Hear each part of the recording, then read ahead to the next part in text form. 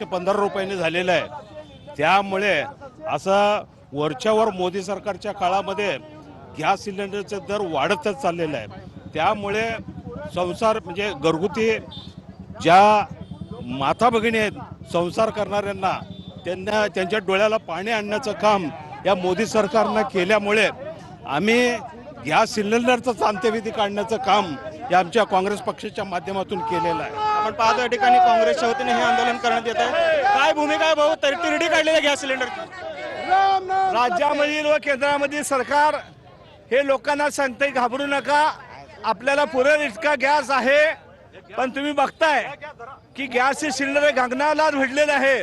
70 रुपये घरगुती गॅस या ठिकाणी केलेला आहे।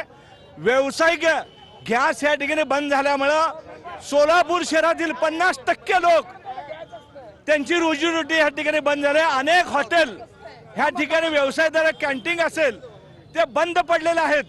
त्यामुळं आमचे प्रदेश अध्यक्ष यांच्या मार्गदर्शनाखाली खासदार पंडित यांच्या मार्गदर्शनाखाली आज सोलापूर शहर काँग्रेसच्या वतीनं त्यांचा निषेध आणि त्यांची थिरडी या ठिकाणी काढलेला आहे। आपण पाहतो या ठिकाणी गॅस टाकीचे तिरडी आंदोलन काढत या ठिकाणी हे आंदोलन जे काँग्रेसच्या वतीने अनोख्या पद्धतीने करण्यात येत असल्याचं आपल्याला एकंदरीत पाहायला मिळत आहे।